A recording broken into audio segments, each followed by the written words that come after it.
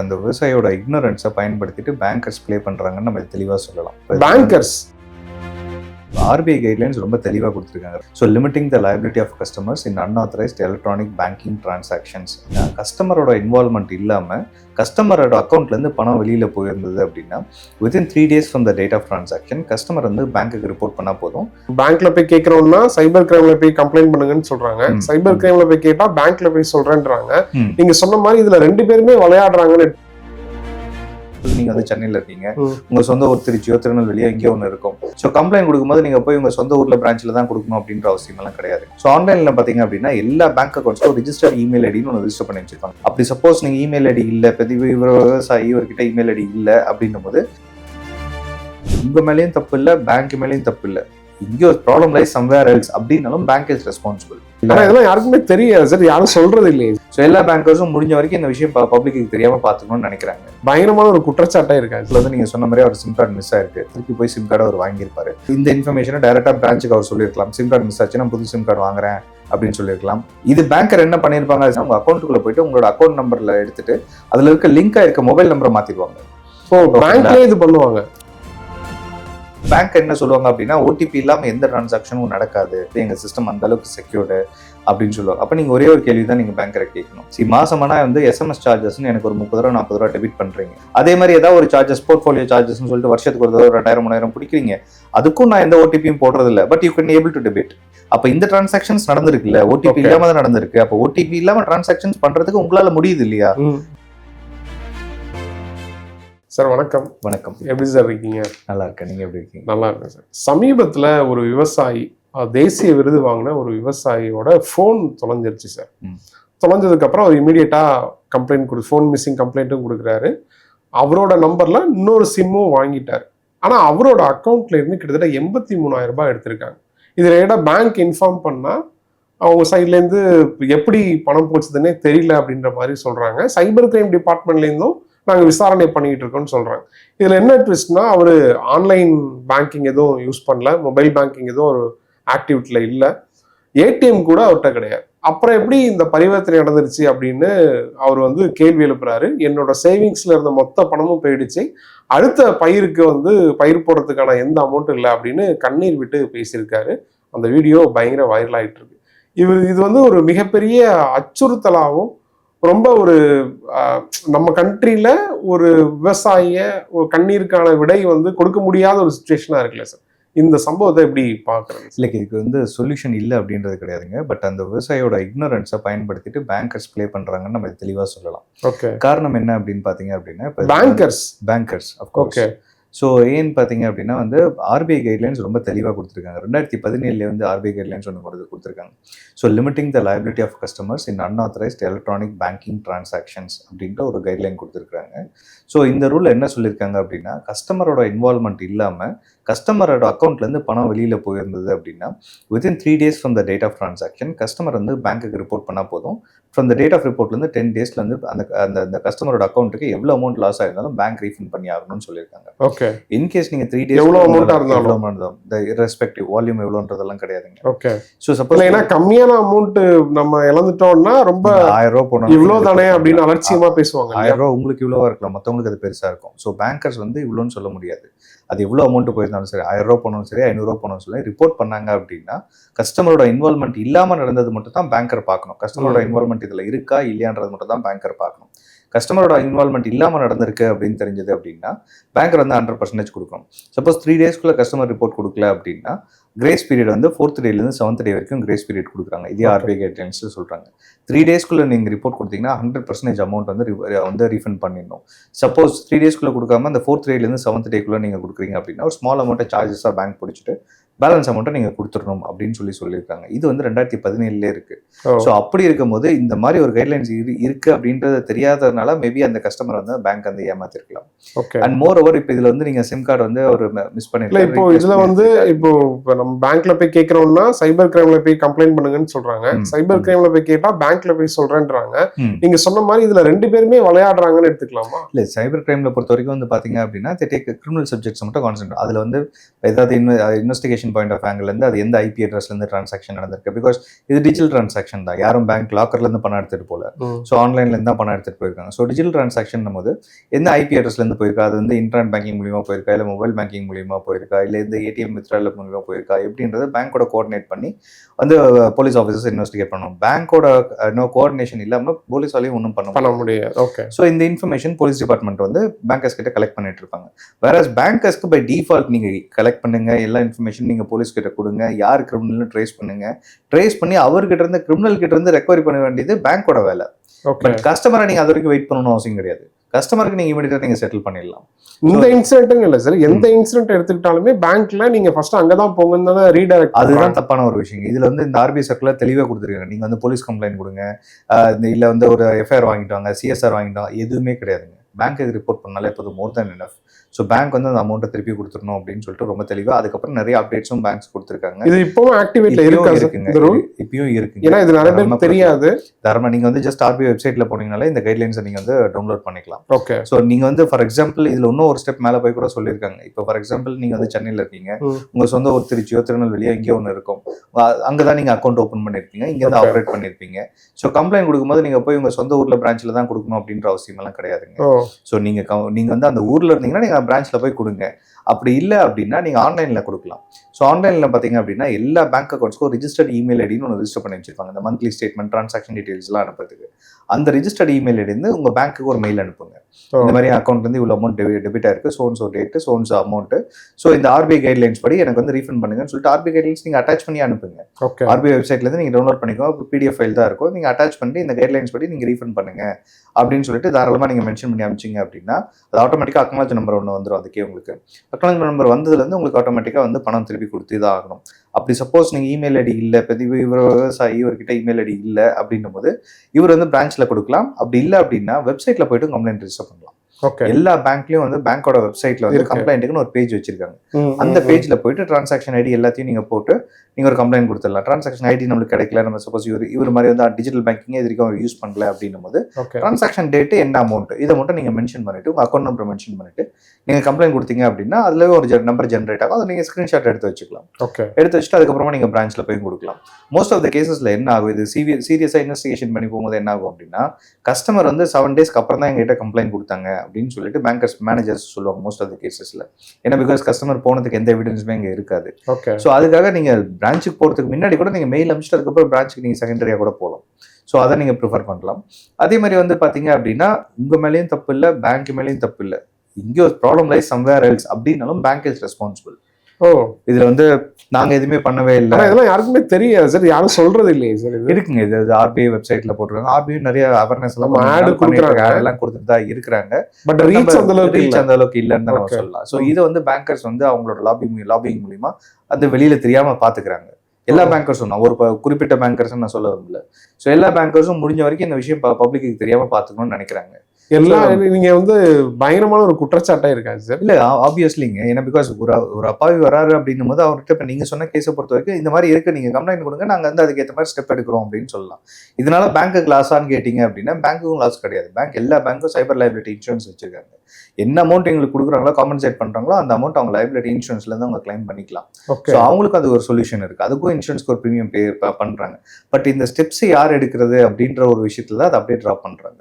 அப்ப இது திட்டமிட்டு மறைக்கிறாங்கன்னு தான் நம்ம சொல்ல முடியும். ஏன்னு கேட்டீங்கன்னா கிட்டத்தட்ட 10 வருஷம் ஆக போகுது. இந்த ரூல் வந்து 2017 வந்து இப்ப 2026 இருக்கோம். நம்ம இன்னி வரைக்கும் தெரியல அப்படின்னா இப்ப வேற யாருக்கு இது அட்வான்டேஜ்? இது மறைக்கிறதுல வேற யாருக்கு அட்வான்டேஜ் இருக்க போகுது?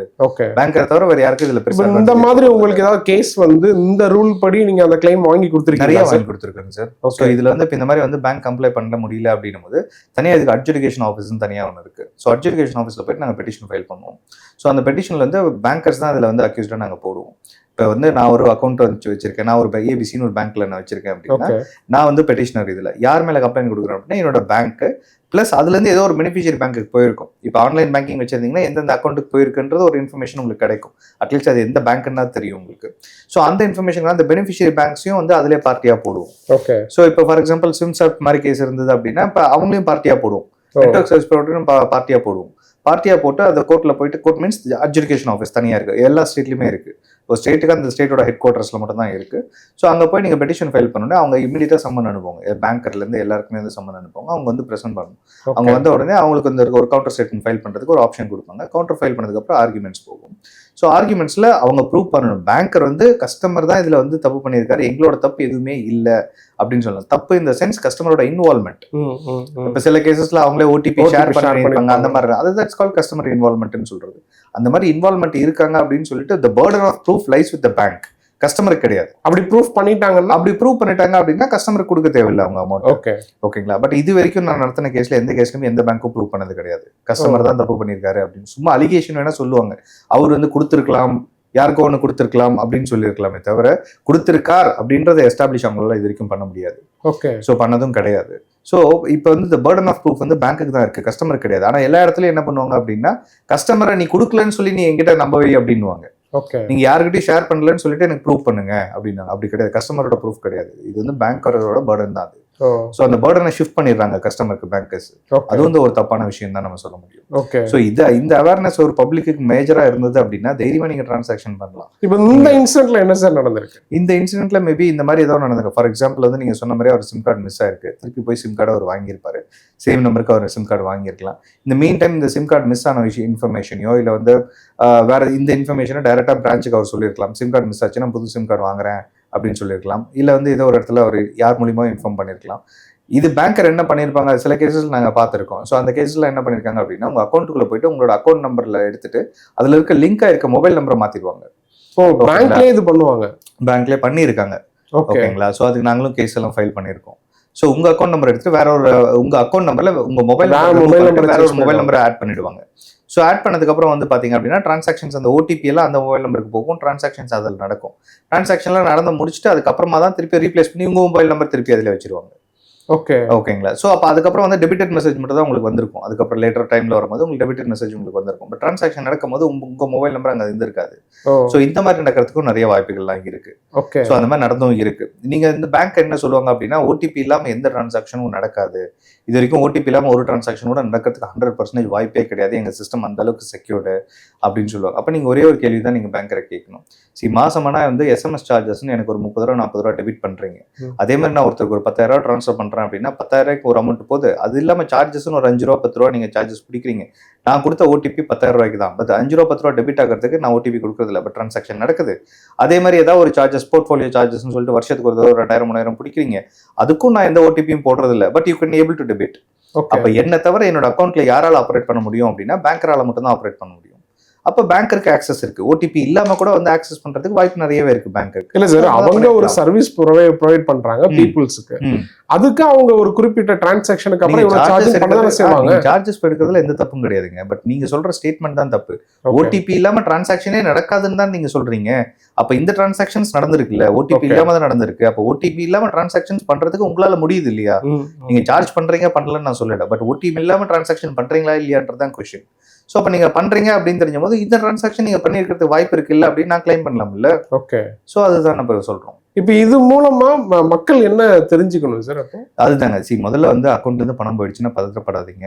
நீங்கள் அதை டைரெக்டாக வந்து பேங்க்கே ரிப்போர்ட் பண்ணுங்க. நீங்கள் இமெயில் மூலியமாக அனுப்புங்க, இல்லை வெப்சைட்டில் கம்ப்ளைண்ட் கொடுங்க. முடிஞ்ச பிரான்ச்சில் போயிட்டு கூட நீங்கள் கொடுத்துட்டு ஒரு அக்னாலஜ்மெண்ட் வாங்கிக்கோங்க. ஓகே. மோஸ்ட் ஆஃப் த கேஸில் பிரான்ச்சில் போய் கொடுத்துட்டு வந்துட்டோம், நம்ம வந்து ரிப்போர்ட் பண்ணிட்டோம்னு நினைப்பாங்க.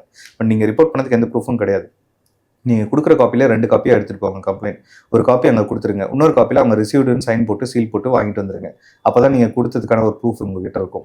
ஓகேங்களா. ஸோ அதை வச்சுட்டு நம்ம கிளைம் பண்ணிக்கலாம். நாளைக்கு கேஸ் போடுறதுனாலும் அவங்க மேலே கிளைம் பண்ணிக்கலாம். அதே மாதிரி வந்து பார்த்தீங்கன்னா சில கேசஸில் வந்து வாலண்டரி அவங்களே கூட அமௌண்ட் ட்ரான்ஸ்ஃபர் பண்ணியிருப்பாங்க.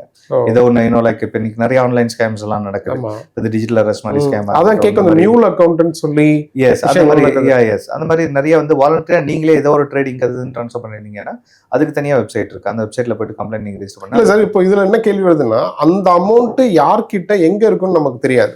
இப்போ நார்மலா ஒருத்தர் வந்து ஒரு கடையில போய் அந்த மாதிரி கேசஸும் நடந்திருக்கு, நம்ம ஆல்ரெடி பேசியிருக்கோம். கடையில போய் ஒரு டிரான்சாக்ஷன் பண்ணிட்டு ஏதாவது பொருள் வாங்கிட்டு இப்ப நான் வந்து ட்ரேடிங் பண்ணிருக்கேன், இல்ல கிரிப்டோ கரன்சி மூலமா ஏதாவது பண்ணிருக்கேன், நான் அது மூலமா ஏர்ன் பண்ண அமௌண்ட் எடுத்து நான் அதுல டிரான்ஸ்ஃபர் பண்றேன்னு வைங்க. இப்ப அந்த கடைக்காரருக்கு பாதிப்பு வருமா? இருக்குங்க, அதுவும் நிறைய பண்றாங்க. இப்போ நான் ஜெனியூனா பண்ணிருக்கேன் அப்படின்னா ஜெனியூனா பண்ணிருக்கேன்னு நீங்க எஸ்டாப்ளிஷ் பண்ணணும். ஓகே. இப்போ for example most of the கேசஸ்ல வந்து மியூல் அக்கௌண்ட் தான் ஃபர்ஸ்ட் அக்கௌண்ட், லேயர் 1ன்னு சொல்லுவோம் நம்ம இதுல. இப்போ மியூல் அக்கௌண்ட்னா என்னன்னு ஃபர்ஸ்ட் சொல்லிடுங்க. மியூல் அக்கௌண்ட் அப்படின்னா வந்து அக்கௌண்ட் உங்க பேர்ல இருக்கும், ஆனா ஆபரேஷன் நீங்க பண்றது இல்ல. ஸோ வேற ஒருத்தங்க அதை ஆப்ரேட் பண்ணுவாங்க. This is call mule account. நிறைய இந்தியாவில் அதான் நடக்குதுங்க. இப்போ ஸ்கேம் பண்றவங்க பூரா மியூல் அக்கௌண்ட் யூஸ் பண்ணி தான் பண்றாங்க. ஓகே. ஃபார் எக்ஸாம்பிள் இப்போ ரோட்ல வித்து பழ வைக்கிறவங்க, காய் வைக்கிறவங்க எவ்வளோ பேர் நம்ம பார்க்குறோம். கிரிமினல்ஸ் என்ன பண்ணுவாங்க, முதல்ல அவங்கள அப்ரோச் பண்ணுவாங்க. அவங்கள அப்ரோச் பண்ணி அவங்களோட அட்ரஸ் ப்ரூஃப், ஐடி ப்ரூஃப் எல்லாம் கலெக்ட் பண்ணிப்பாங்க. அதே மாதிரி பேங்க் ஃபார்ம்ஸ் எல்லாம் கொண்டு வந்து அக்கௌண்ட் ஓப்பனிங் ஃபார்ம்ஸ் எல்லாம் கொடுத்து அவங்க கிட்ட சைன் வாங்கிப்பாங்க. ஒரு சிக்னேச்சருக்கு நான் 5000 ரூபா கொடுக்குறேன்னு சொல்லுவாங்க. ஒரு ரோட் சைடு வெண்டருக்கு 5000 ரூபான்றது இட்ஸ் ஹியூஜ் அமௌண்ட். ஓகே, அப்படின்னும் போது ஓகே அப்படின்னுட்டாங்க. இந்தியாவில் எத்தனை பேங்க் இருக்கோ அத்தனை பேங்க்லயும் அக்கௌண்ட் ஓப்பன் பண்ணுறதுக்கு ஃபார்ம் எடுத்துட்டு வந்துருவாங்க. எடுத்துட்டு வந்து எல்லா சிக்னேச்சரும் போட்டு வாங்கிடுவாங்க. ஸோ வாங்கினதுக்கு அப்புறம் அவங்களுக்கு வந்து ஒரு சைனுக்கு தான் இவ்வளோ அமௌண்ட்னு தவிர அந்த சைன் மேலே என்ன நடக்குதுன்னு உங்களுக்கு தெரியாது. அவங்க பேர்ல அக்கௌண்ட் ஓப்பன் ஆகும். ஓகேங்களா? ஓப்பன் ஆகிட்டு டிரான்சாக்ஷன்ஸ் எல்லாம் அவங்களோட அக்கௌண்ட்ல தான் நடக்கும். இப்படி டார்கெட் பண்ணி பண்றாங்க, நிறைய நடக்குதுங்க. ஓகேங்களா? ஸோ அவங்க பேர்ல தான் எல்லா டிரான்சாக்ஷன்ஸுமே நடக்கும். இதுக்கு தனியாக ஒரு மொபைல் நம்பர்ஸும் எடுத்துப்பாங்க. அந்த மொபைல் நம்பரும் இவங்க ஐடி கார்டுலேருந்து வாங்கிப்பாங்க. அட்ரஸ் ப்ரூஃப், ஐடி ப்ரூஃப்லாம் கொடுத்துருக்காங்க. அதை வச்சு பேஸ் பண்ணி அவங்க வாங்கிப்பாங்க. ஸோ வாங்கிட்டு இந்த மொபைல் நம்பர் தான் அதில் லிங்க் பண்ணி வச்சிருவாங்க அந்த அக்கௌண்ட்டோட. ஸோ ஓடிபி அந்த மொபைல் நம்பர் அவங்க கையில் இருக்கும். அவங்க கிட்ட இருந்து டிரான்சாக்ஷன்ஸ் நடக்கும். ஸோ இதை தான் மியூல் அக்கௌண்ட்னு சொல்லுவோம். டிரான்சாக்ஷன்ஸ் அதை அனுபவிக்கிறதெல்லாம் வேற ஒருத்தங்க. பட் பேர் நாளைக்கு வந்து அஃபென்ஸ்னு வரும்போது பார்த்தீங்கன்னா அக்கௌண்ட் இவங்க பேர்ல இருக்கும். ஸோ இவங்க தான் தூக்குவாங்க. இவங்க தான் வந்து இதுக்கு லைபிள் அப்படின்னு கொண்டு வருவாங்க. இவங்க இது வரைக்கும் அந்த கோடிக்கணக்கில் டிரான்சாக்ஷன் அவங்க அக்கௌண்ட்ல நடந்திருக்காது. பட் இருந்தாலும் இவங்க பேர் ரெக்கார்ட்ல இருக்கிறதுனால இவங்க கிட்ட தான் வருவாங்க. ஸோ அப்போ வரும்போது தான் இவங்க சொல்லுவாங்க, இல்லை எனக்கு அதுக்கு சம்மந்தமே இல்லைங்க, நான் ஓப்பன் பண்ணவே இல்லை அப்படின்னு சொல்லும்போது தான் இதை இன்வெஸ்டிகேட் பண்ணும்போது தெரியுது, ஓகே இப்படிதான் நடந்திருக்கு அப்படின்னு. That's call mule account. இப்போ அடுத்த கட்டம் என்ன சார்? இப்போ அக்கௌண்ட் கொடுத்துருவாங்க. இப்போ நான் சொன்ன மாதிரி இப்போ டிரான்சாக்ஷன் நீங்க ஒரு ஸ்கேம் ஒரு ஸ்கேம்ஸ்டர் கிட்ட இருந்து ஏமாந்துருக்கீங்க, இல்ல நீங்க ஒரு ஸ்கேம் பண்றீங்கன்னு வச்சுக்கோங்களேன். இப்போ உங்களுக்கு ஒரு பணம் வருது, அந்த பணம் வேற ஒருத்தவங்க அக்கௌண்ட்ல இருந்து உங்களுக்கு வருது, ஆனா உங்க அக்கௌண்ட்டுக்கு வர்றது இல்ல. அது வந்து இந்த மியூல் அக்கௌண்ட்டுக்கு வருது. அந்த மியூல் அக்கௌண்ட்ல இருந்து நீங்க என்ன பண்ணுவீங்க, உங்க அக்கௌண்ட்டுக்கு எப்படி ட்ரான்ஸ்ஃபர் பண்றது நீங்க பாப்பீங்க. ஓகேங்களா? சோ அதை நீங்க உங்க அக்கௌண்ட்டுக்கு நீங்க ட்ரான்ஸ்ஃபர் பண்றீங்க. இப்போ மியூல் அக்கௌண்ட்ல ஒரு 10 லட்ச ரூபா வந்திருக்கு, நீங்க உங்க அக்கௌண்ட்ல இருந்து ஒரு 1 லட்ச ரூபா மட்டும் ட்ரான்ஸ்ஃபர் பண்ணிக்கிறீங்க. நீங்க அந்த 1 லட்ச ரூபா வச்சு ஏதோ ஒரு பொருள் வாங்குறீங்கன்னும் போது this is call layers. First அந்த மியூல் அக்கௌண்ட்டை ஃப்ரீஸ் பண்ணுவோம்.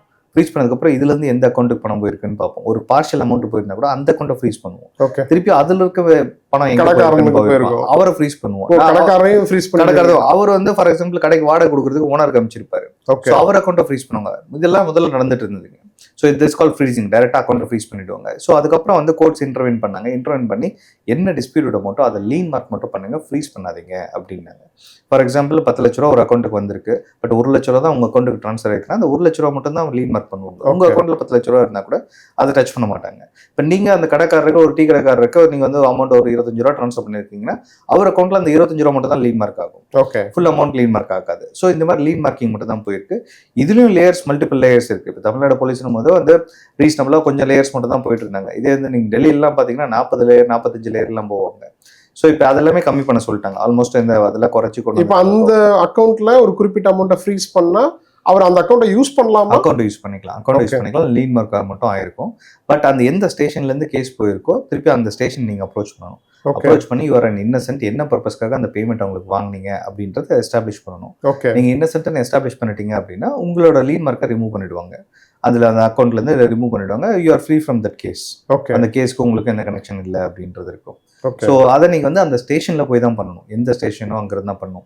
ஸோ இப்போ மகாராஷ்டிரா ஒரு ஸ்டேஷன்ல உங்க மேல கம்ப்ளைண்ட் ரிஜிஸ்டர் லீன் மார்க் ஆயிருக்கு அப்படின்னா நீங்க இங்க இருக்க சென்னையில் இருக்க சைபர் கிரைம் ஸ்டேஷன்ல போய் வந்து நீங்க என்ன கொடுத்தும் பிரயோஜனம் கிடையாது. நீங்க அந்த ஸ்டேஷன்ல போய் அங்க போய் ரிப்போர்ட் பண்ணீங்க அப்படின்னா மட்டும் தான் அதை வந்து லீன் மார்க்கை ரிமூவ் பண்ணி கொடுப்பாங்க. அதுலயும் கோர்ட் இப்போ வந்து கொஞ்சம் அட்வான்ஸா வந்து என்ன பண்றாங்க, இங்க இருந்து டிராவல் 25 ரூபாய்க்கு ஒரு டீ கடைக்காரர் இங்க இருந்து மகாராஷ்டிரா போயிட்டு அந்த கேஸ் அட்டன் பண்ணிட்டு வரதுன்றது கஷ்டமான விஷயம். ஸோ அதனால எங்கெல்லாம் விசி எனேபிள் பண்ண முடியுமோ விர்ச்சுவல் கான்ஃபரன்ஸ் எடுத்துட்டு நீங்க வீடியோ கான்ஃபரன்சிங் மூலியமா வந்து விர்ச்சுவல் மீட்டிங்ஸ் நீங்க கண்டக்ட் பண்ணுங்க, விர்ச்சுவலாவே நீங்க இன்வெஸ்டிகேட் பண்ணுங்க அப்படின்னு கோர்ட்ஸ் வந்து சொல்லியிருக்காங்க. சில ஸ்டேஷன்ஸ் அதை இம்ப்ளிமெண்ட்டும் பண்ணியிருக்காங்க. அதன் மூலியமாவும் நடந்துட்டு இருக்கு. இப்போ இந்த விவசாயிக்கு அந்த அமௌண்ட் கிடைக்கிறதுக்கு வாய்ப்பு இருக்கு. 100% வாய்ப்பு இருக்குங்க. தாராளமா வந்து இந்த பேங்க்ல இருந்து கொடுக்கறதுக்கு தாராளமா வாய்ப்பு இருக்கு. பிளஸ் இது எந்த அக்கௌண்ட்டுக்கு போயிருக்குன்றதும் பேங்க்கு தெரியும். அது போலீஸ் கிட்ட சொன்னாங்கன்னா போலீஸ் அதை ஃப்ரீஸ் பண்ணவும் செய்வாங்க. ஸோ இது ரெண்டுமே வாய்ப்பு இருக்குங்க. ஸோ இந்த அளவுக்கு வந்து இவர் வந்து ஸ்ட்ரெஸ் பண்றதுக்காக நம்ம சமுதாயம் கூட நம்ம சொல்லலாங்க. ஏன்னு கேட்டீங்கன்னா இந்த விஷயம் அவருக்கு தெரியாம இருக்கிறதுக்கு நம்ம தான் ரெஸ்பான்சிபிள். இந்த விஷயத்தை தெரியப்படுத்த வேண்டியது நம்மளோட பொறுப்பு தான். ஸோ நம்ம சொல்லாம விட்டதுனால தான் மேபி அவர் அந்த அளவுக்கு ஒரு அந்த வீடியோ பார்க்கும்போது ரொம்ப வருத்தமா இருந்தது. ஸோ அந்த அளவுக்கு போறதுக்கு காரணம் வந்து இதை பத்தின அவேர்னஸ் இல்லை அப்படின்றது தான். இந்த அவேர்னஸ் எந்த அளவுக்கு இருக்கோ அந்த அளவுக்கு நம்ம சேஃபா இருக்கலாம். இப்போ இதுல இன்னொரு ஒரே ஒரு கேள்வி சார். இப்போ ஒருத்தவங்க இறக்குறாங்க, இப்போ மொபைல் தொலைஞ்சதுனால அந்த பிரச்சனை வருது. இப்ப நான் ஒருத்தர் ஒரு மொபைல் யூஸ் பண்றாரு, அவர் இறந்துடுறாருன்னு வைங்க. இப்ப இறந்ததுக்கு அப்புறம் அந்த மொபைல்ல பண்ண வேண்டிய விஷயங்கள் என்ன சார்? ஏன்னா இந்த விவசாயி கேஸ் பார்த்ததுனால அந்த கேள்வி வருது. ஸோ மொபைலில் அவர் இல்லை அப்படின்னும் போது முதல்ல அந்த மொபைலில் வந்து அவங்க லீகலைஸ் யாரோ அவங்க லீகலைஸ் அந்த மொபைலை ஹோல்ட் பண்ணிக்கலாம்.